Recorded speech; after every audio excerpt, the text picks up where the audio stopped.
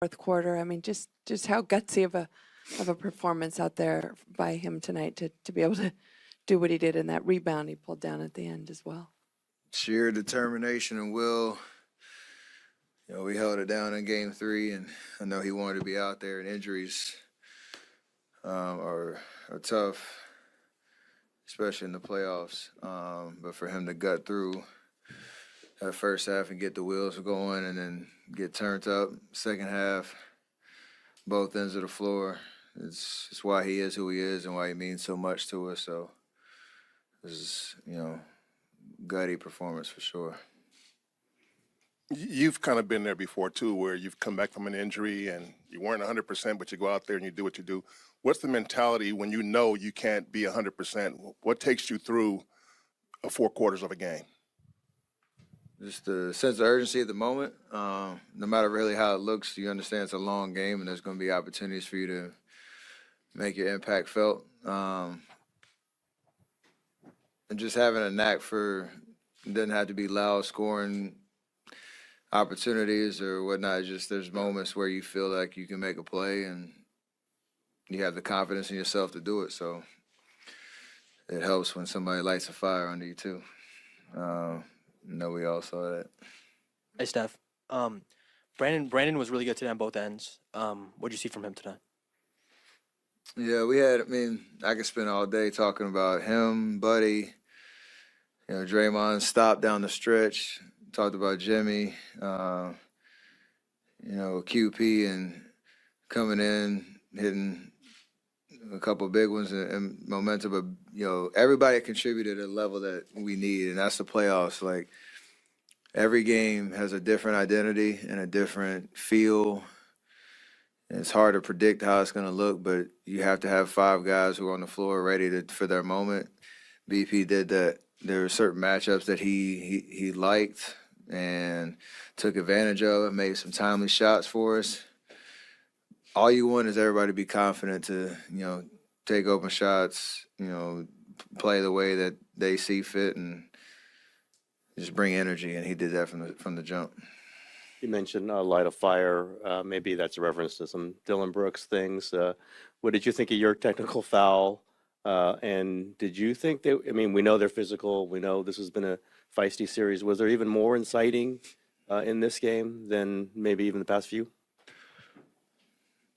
There were more reviews, and every game has been physical, and there's been moments. And you expect 2 teams to not like each other at this point. Like 4 games in, physical series, every game is just a battle.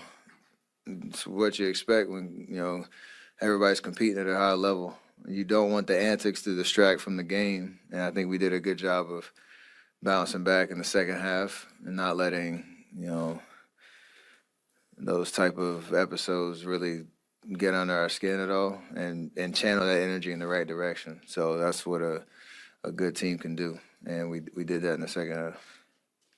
Hey, Steph, you seem pretty excited to celebrate this one with Draymond afterward. Obviously, he made the big play at the end, but what can you just say about his night as a whole, picking up the early fouls, but staying there and being there at the end to make that play? Yeah, he kind of bookended the game. It was kind of funny. He hit those 2 threes to start and got us going. We finally got off to a better start. Foul trouble and all that other stuff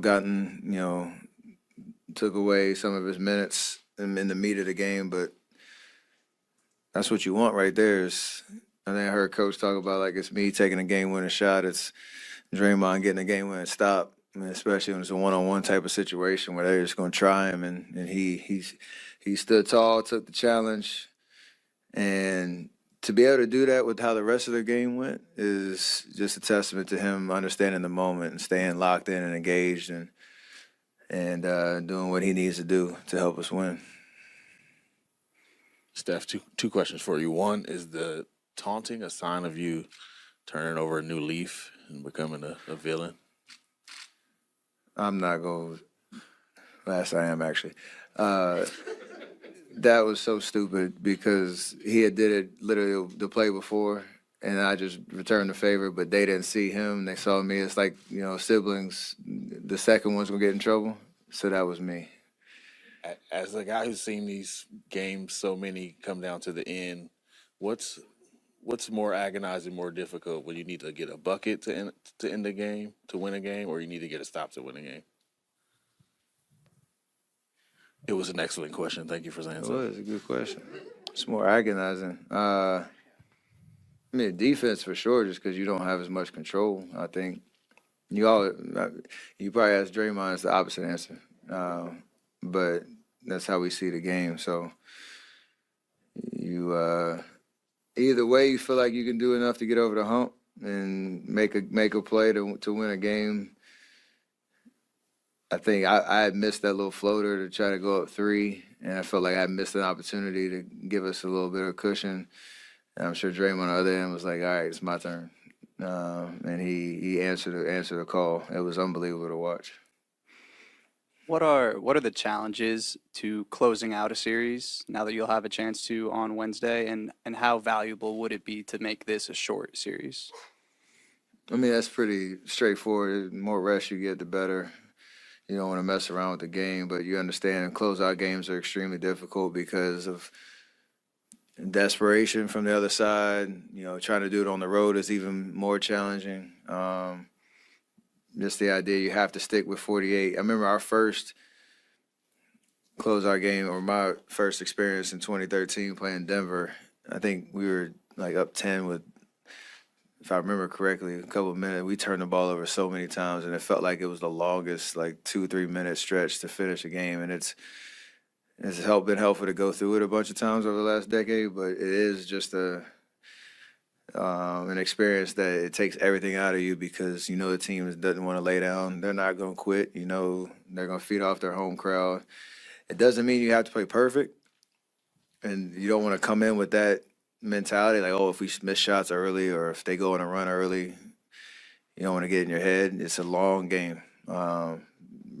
Be resilient, relentless, and you got to be disciplined more so than anything. I think that's our biggest challenge. Steph, Jimmy just said that during the last play, he told Draymond Green, "You got to stop. I will get rebounds." How would you describe the team's effort on defense? Yeah, it's a good combination. Draymond, making a stand, making Sengun take a tough shot. They had Steven Adams down there, Jabari Smith, so that's how they kind of came back in that end of the third, taking advantage of a big lineup. So for him to go get that rebound, and I mean, we saw even the confidence to be able to get up, but the injury that he had, didn't work out in game 2. But he turned the page and knew how important that was for us to seal the game. So I just like the fact that they're talking about it too. Like, that's how you build confidence with teammates. Like, you do your job, I'll do mine. Steph, you mentioned lighting a fire under you. Jimmy said you look forward to it when you come into a game and you're playing 40-plus minutes 2 nights before. Does it really help to be trashed? Well, for some.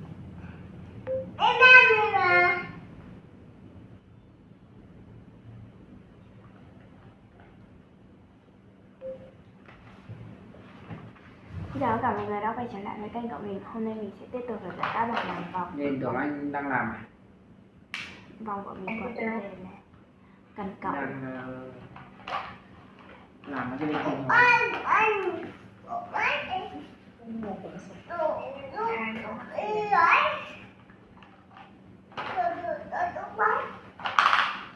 Làm tiền mãi được mà. Anh dám. Cứ dám đi, không ai dám. Đang mong người làm phiền. Chỉ có vào với PC thôi. Làm sao? Tôi biết. Nói lại câu đấy. Mà chỉ đưa vào cái PC làm phiền này thôi. Hương nào? Không biết được. Nhưng nghe thế. Hương nào? Anh ơi. Đấy hỏi em có bộ phận VPC không? Biết không nào? Sao? Trong VPC có một Hương. Đấy, như là em tiền là bộ gì đã. Nào người ta làm phiền đâu. Cái biết toàn nghe thông tin đâu ấy nhỉ? Chẳng nghe đâu. Mồm thì bảo là không tìm hiểu gì nhưng mà cái gì cũng biết, cái gì cũng nghe. Ý là ta đấy nhỉ? Không phải là mỗi người ta tự nhiên tìm câu chuyện để kể cho em, mà chắc là em phải hỏi người ta mới nói. Em hỏi em chí.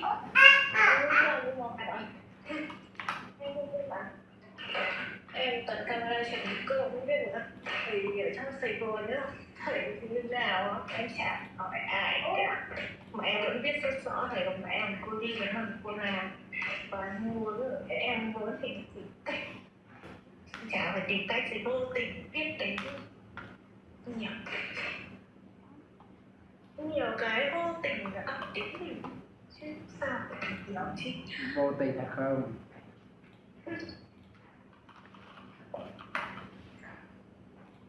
Chẳng qua người ta cũng muốn nói thôi chứ. Chuyện không đáng nói thì tự nhiên nói làm gì. Nhiều cái lắm. Sao nhiều cái nói ra cho em. Cái mặt mà úp mà mở ghét rồi. Cái gì đâu mà nói. Thế tự nhiên bảo nhiều cái nói đi. Cười Nói là gì? chịu. Nói là gì?